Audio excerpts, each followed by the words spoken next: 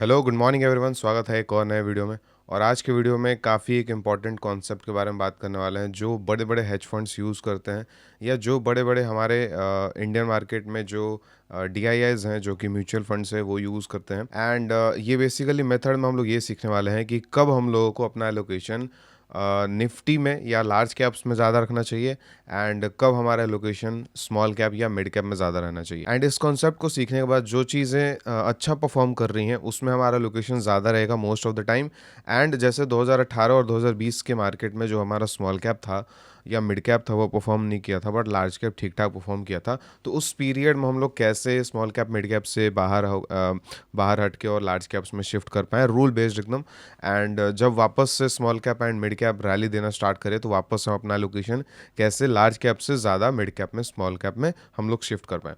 अब इसमें ये कॉन्सेप्ट को सीखना ज़रूरी इसीलिए है क्योंकि जो लोग लार्ज कैप में इन्वेस्टिंग करते हैं वो इसीलिए लार्ज कैप में इन्वेस्टिंग करते रह जाते हैं क्योंकि उनको सेफ्टी ज़्यादा चाहिए एंड उनसे रिटर्न मिस हो जाता है। और जो लोग small cap and mid cap में इन्वेस्टिंग करते हैं वो सेफ्टी जो है वो थोड़ा सा नहीं ले पाते हैं, एंड इसी वजह से उनका ड्रॉडाउन भी ज़्यादा अच्छा हो जाता है। इसी रीज़न से दोनों तरीके के इन्वेस्टर्स के लिए ये जो है आज सोल्यूशन होने वाला है कि कब हम लोग का एलोकेशन ज़्यादा लार्ज कैप में रखना चाहिए एंड कब स्मॉल कैप मिड कैप में रहना चाहिए। एक रूल बेस्ड सिस्टम हम लोग पढ़ेंगे, प्लस इसके पीछे एक कॉन्सेप्ट होता है रेशियो चार्ट।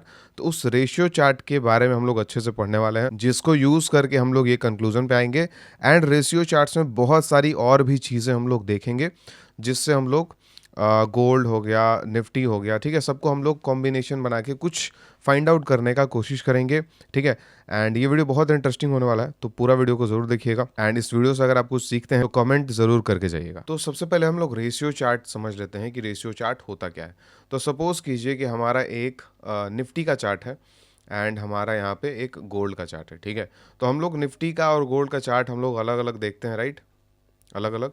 अब अगर हमको निफ्टी और गोल्ड का एक को रिलेशन देखना होगा कि अगर निफ्टी ऊपर जाता है तो गोल्ड कैसा बिहेव करता है, एंड अगर गोल्ड ऊपर जाता है तो निफ्टी कैसा बिहेव करता है, ये को रिलेशन हमको देखना है। तो उसके लिए हमको दोनों चार्ट को एक साथ लगाना पड़ेगा।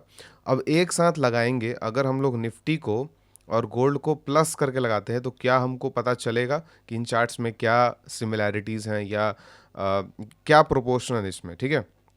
मतलब एक ऊपर जा रहा है तो क्या दूसरा भी ऊपर जा रहा है। तो ये पता चलने के लिए हम लोगों को प्लस भी नहीं लगा सकते, माइनस भी नहीं लगा सकते, मल्टीप्लाई भी नहीं लगा सकते, डिवाइड लगाना पड़ेगा, ठीक है।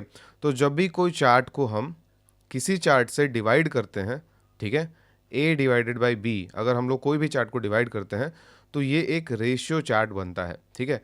एंड जब भी डिवीजन आता है हमारा किसी भी चीज़ में, तो ये जो है वो बहुत अच्छा एक प्रोपोर्शन बताता है, या दोनों में बहुत एक को रिलेशन जो है वो बताता है। अगर ए जो है वो ऊपर जा रहा है एंड बी जो है वो ऊपर जा रहा है, ठीक है, तो हमारा जो नेट जो ग्राफ बनेगा वो भी ऊपर जाएगा। बट अगर दोनों अपोजिट मूव कर रहे हैं तो नेट पे हमको एक कांस्टेंट वैल्यू जो है वो दिखेगा, ठीक है। तो इस रीज़न से ही हमको बहुत अच्छा एक कोरिलेशन का डेटा मिलता है जब भी हम किसी भी चार्ट को किसी भी चार्ट से डिवाइड करते हैं, तो राइट।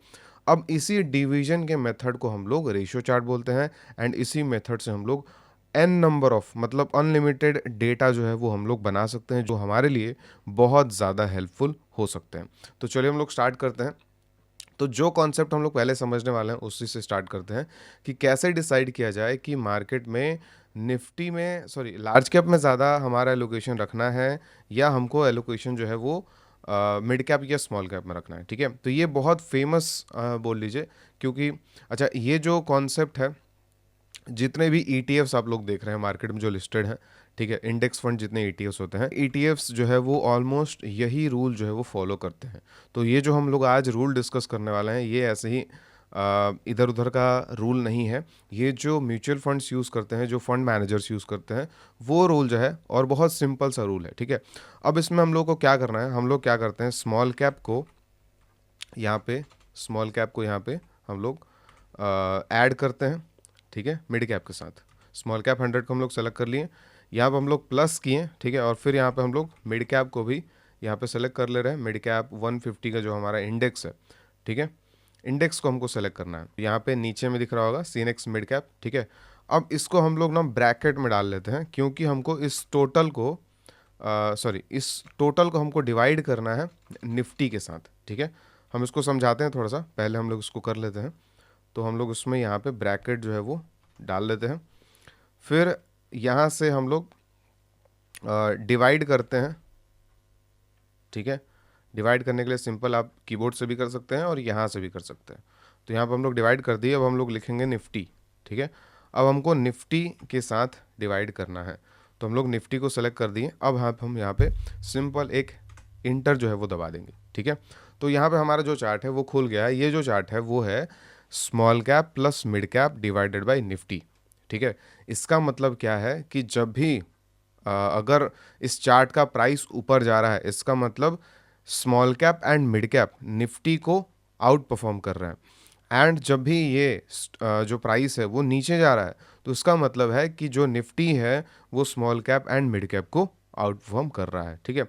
तो इसका सिंपल हम लोग को क्या कंक्लूजन निकला कि अगर इस चार्ट में अगर एक अप ट्रेंड है, तो अगर हम उसमें small cap and mid cap में ज़्यादा एलोकेशन रखेंगे, तो क्या हमारा अच्छा बोल सकते हैं अच्छा डिसीजन होगा या अच्छा रिटर्न बनेगा? डेफिनेटली। अगर ये जो चार्ट है वो डिक्लाइनिंग है या डाउन ट्रेंड में है, तो उस पीरियड में हम अगर स्मॉल कैप मिड कैप से निकल के और निफ्टी में चले जाएं, तो क्या हमारा अच्छा रिटर्न बनेगा? यस, ठीक है। तो यही हमारा सिंपल सा स्ट्रैटेजी है। अब निकले कब और घुसे कब, ठीक है, ये बहुत सिंपल सा एक रूल हमको बनाना पड़ेगा।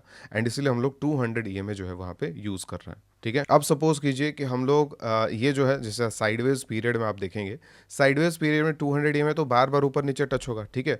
तो इसका सोल्यूशन क्या है? तो इसका सोल्यूशन है कि क्वार्टरली बेसिस पे हमको ये चीज़ करना होगा, ठीक है। मतलब हम साल में 4 बार चेक करेंगे कि अभी के टाइम पे जो ये चार्ट है वो 200 ईएमए से ऊपर चल रहा है या नीचे चल रहा है। अगर ऊपर चल रहा है तो हमारा जो मैक्सिमम एलोकेशन है, maximum allocation small cap and mid cap में जाना ज़्यादा अच्छा रहेगा। एंड अगर हमारा ये नीचे आ रहा है, ठीक है, जैसे मान लीजिए कि आज के दिन हमारा जो क्वार्टरली हम लोग डेटा चेक कर रहे हैं वो आज हम लोग चेक करने वाले हैं, ठीक है।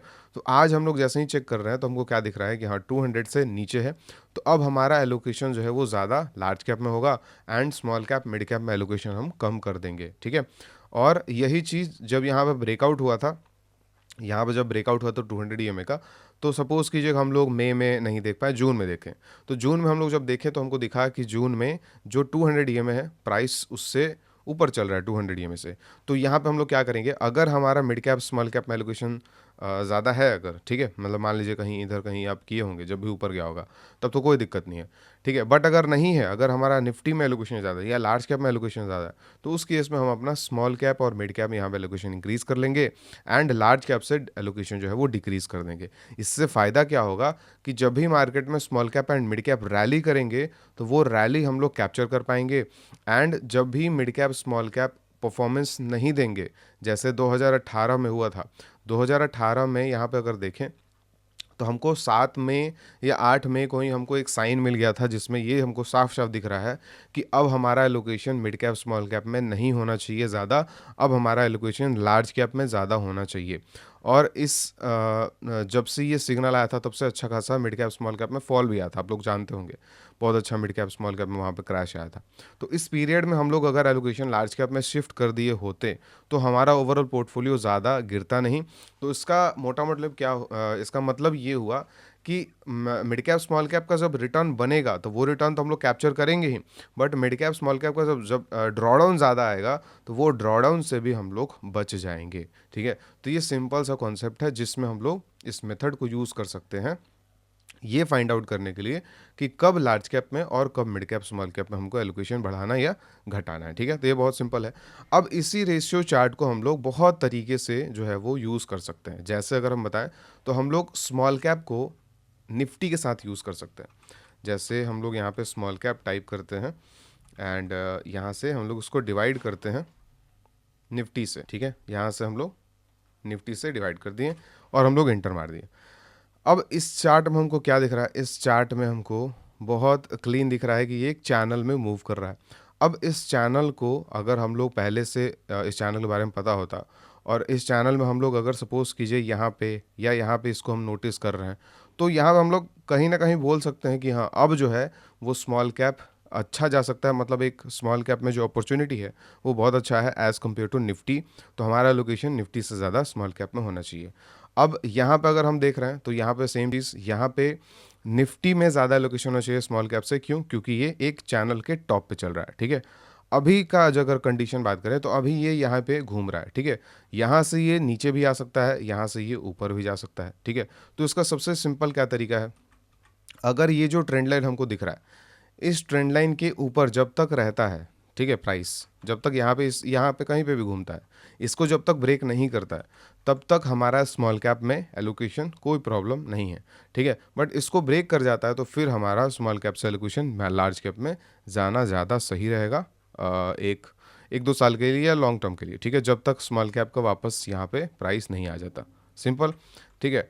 अगर यहाँ से स्मॉल कैप इसी ट्रेंड लाइन के ऊपर सस्टेन करता है एंड ब्रेक कर जाता है, ठीक है, तो उसका मतलब क्या होगा कि फिर लार्ज कैप में हमारा एलोकेशन करना सही नहीं होगा एंड स्मॉल कैप में ही टिके रहना ज़्यादा सही रहेगा। सिंपल। अब इस चार्ट के मदद से आप ये फाइंड आउट कर सकते हैं कि कितने समय तक स्मॉल कैप में बैठना सही है एंड कितने समय तक निफ्टी में बैठना सही है। निफ्टी मतलब लार्ज कैप, ठीक है। तो ये हम लोग एक सिंपल सा एग्जांपल हो गया। इसके अलावा और हम लोग क्या कर सकते हैं, हम लोग गोल्ड अपॉन निफ्टी भी देख सकते हैं कि निफ्टी में और गोल्ड में जो को रिलेशन है उससे डिसाइड हम लोग कर सकते हैं कि कब हमारा लोकेशन गोल्ड में ज़्यादा होना चाहिए एंड कब हमारा लोकेशन निफ्टी में ज़्यादा होना चाहिए, ठीक है। तो हम लोग यहाँ पे गोल्ड और निफ्टी का चार्ट हम लोग ड्रॉ कर दिए। ये मंथली चार्ट है सबसे पहले। अब यहाँ पे हमको क्या दिख रहा है, एक हम लोग अगर इसमें भी एक चैनल थोड़ा सा हम बनाते हैं, तो यहाँ पे एक चैनल हमको दिख रहा है, ठीक है। इस चैनल में ये दिख रहा है हमको कि जब जब निफ्टी, सॉरी, जब जब ये प्राइस चैनल के लोअर बैंड पे आया है, ठीक है, तब तब गोल्ड में, सॉरी, निफ्टी में अपॉर्चुनिटी बहुत अच्छा है। एंड जब भी प्राइस अपर बैंड पे आया है, ठीक है, तो वहाँ पे हमको गोल्ड को अपॉर्चुनिटी आया। क्यों? क्योंकि निफ्टी को हम लोग ऊपर रखें। अगर हम लोग गोल्ड को ऊपर रख दें तो ये चीज़ अपोजिट हो जाएगा। ये चीज़ आप समझ रहे होंगे। अभी के टाइम पे क्या हुआ है, यहाँ पे निफ्टी में अपॉर्चुनिटी अच्छा है एज कम्पेयर टू गोल्ड। मतलब अभी गोल्ड से ज़्यादा निफ्टी में ज़्यादा अच्छा अपॉर्चुनिटी है as per this channel. But ये चैनल का ब्रेक डाउन हो गया, ठीक है। अब ये चैनल का ब्रेक डाउन हुआ है तो ये यहाँ भी आ सकता है, ठीक है। एंड यहाँ से जब भी ये सपोर्ट लेगा, ऐसे तो इसको यहीं से घूमना चाहिए था, बट यहाँ से नहीं घूमा तो फिर हमको कहीं इधर कहीं सपोर्ट मिलना चाहिए एंड उस सपोर्ट के बाद फिर हम लोग सोच सकते हैं कि अब इसमें क्या करना है, ठीक है। तो ये सिंपल सा निफ्टी एंड गोल्ड का हो गया। इसके अलावा हम लोग अगर बात करें निफ्टी, और हम लोग चाइना का भी यूज़ कर सकते हैं कि निफ्टी में ज़्यादा अभी अपॉर्चुनिटी अच्छा है या अभी चाइना में ज़्यादा अपॉर्चुनिटी अच्छा है, ठीक है, ये भी हम लोग चेक कर सकते हैं।